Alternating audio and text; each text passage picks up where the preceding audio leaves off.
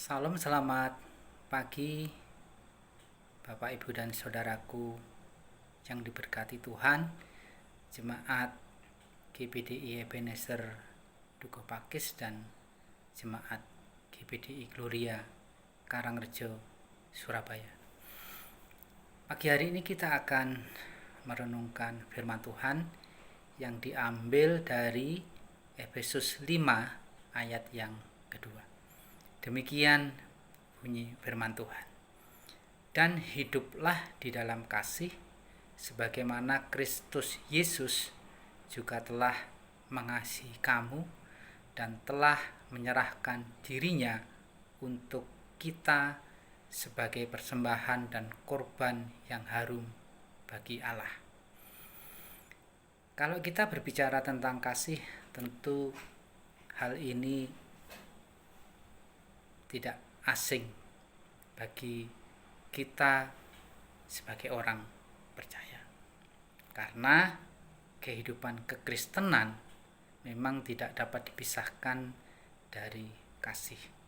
Artinya setiap orang yang percaya kepada Kristus harus memiliki kasih di dalam hidupnya.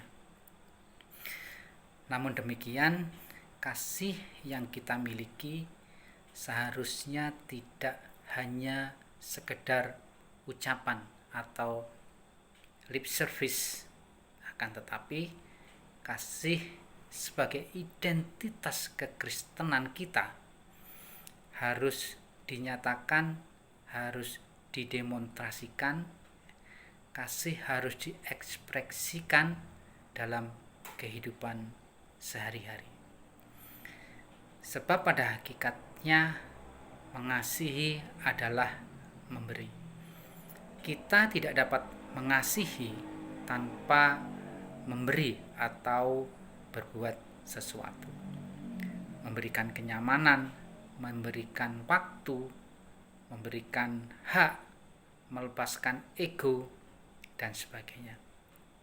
Semua itu tentu sejalan dengan firman Tuhan di dalam 1 Yohanes 3 ayat yang ke-18. Anak-anakku, marilah kita mengasihi bukan dengan perkataan atau dengan lidah, tetapi dengan perbuatan dan dalam kebenaran. Untuk dapat mengasihi dengan benar, kita harus melakukan dengan cara yang benar, yaitu dengan mengandalkan atau bergantung kepada kekuatan kasih Tuhan. Sebab bila kita mengasihi dengan kekuatan dunia, dengan menggunakan fasilitas dunia, dengan menggunakan kekayaan, kedudukan, kekuatan fisik, status sosial, sudah dapat dipastikan kita akan gagal, karena kasih kita menjadi tidak murni. Sebaliknya, kekuatan kasih Tuhan akan memampukan kasih tetap bertahan walaupun mengalami berbagai macam tantangan. Tuhan Yesus sendiri sudah memberikan contoh bagaimana Ia memberikan kasih-Nya yang sempurna. Ketika diolok-olok, dihina, difitnah, diludahi, disakiti, akan tetapi Dia tidak membalas, tetapi Dia mengambil keputusan tetap mengasihi. Itulah yang harus kita lakukan, mengasihi dengan kasih Tuhan. Mengasihi bukan dengan perasaan, tetapi mengasihi dengan keputusan.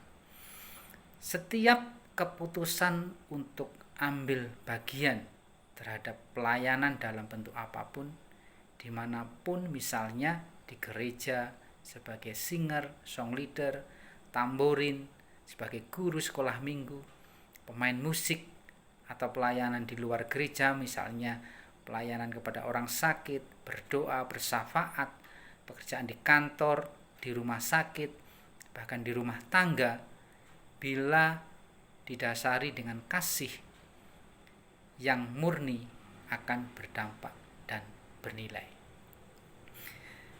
Jangan takut memberikan kasih kita kepada orang lain. Sebesar apapun kasih yang kita berikan tidak akan berkurang. Kasih tidak akan hilang, justru kasih kita semakin bertambah-tambah. Dengan demikian, semua orang akan tahu bahwa kamu adalah murid-muridku, yaitu jikalau kamu saling mengasihi. Yohanes 13 ayat yang ke-35. Tuhan Yesus memberkati. Mari kita berdoa.